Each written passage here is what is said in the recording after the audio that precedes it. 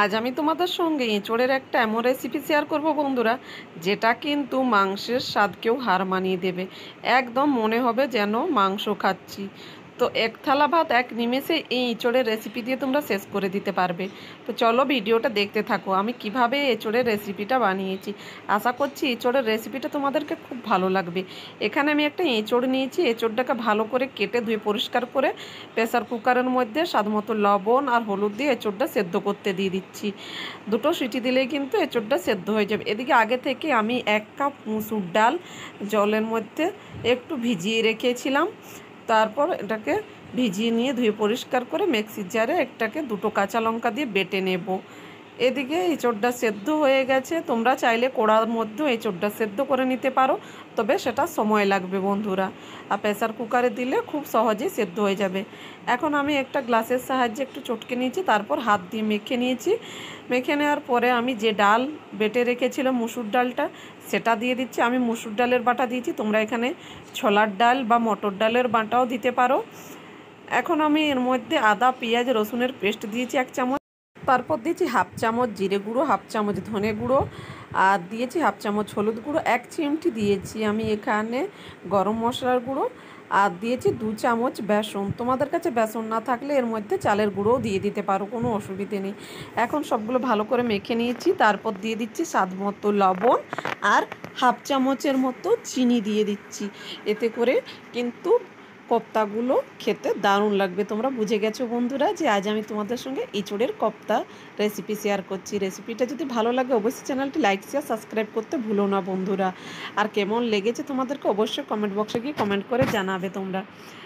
এখন আমি একটু করে নিয়ে তারপর হাতের মধ্যে গোল মতো করে নিচ্ছি, আর হাত দিয়ে একটু চেপে দিচ্ছি। তোমরা চাইলে গোল মতো শেপ দিয়ে দিতে পারো এই বড়াগুলোর।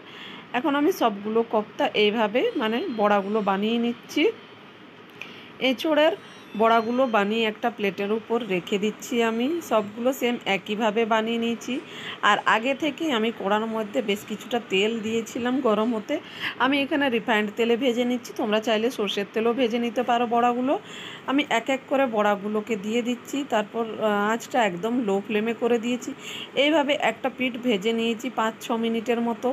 তারপর আবার একটা পিঠ আমি ভাজতে উল্টে পাল্টে দিয়ে দিচ্ছি।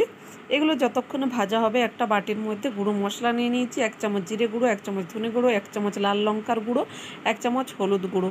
এগুলোকে জল দিয়ে আমি একটু ভিজিয়ে রেখে দেবো একটা সাইডে। এতে করে বাটা মশলার স্বাদ আসবে গুঁড়ো মশলা থেকে। এখন বড়াগুলোও আমার ভাজা হয়ে গেছে। আমি বড়াগুলোকে এঁচোড়ের বড়া উঠিয়ে একটা থালার মধ্যে রেখে দিচ্ছি।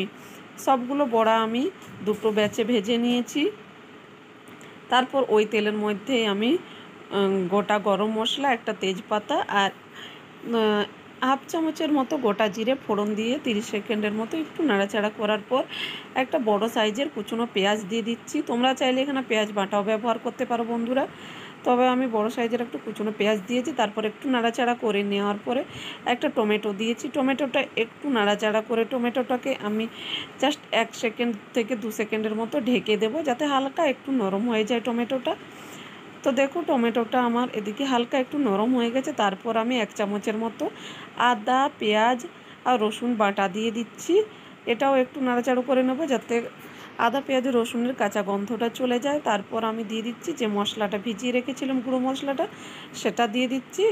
দেওয়ার পরে একটু বাটি দেওয়া জলটা দিয়ে দিচ্ছি যাতে মশলাটা লেগে না যায় নিচে।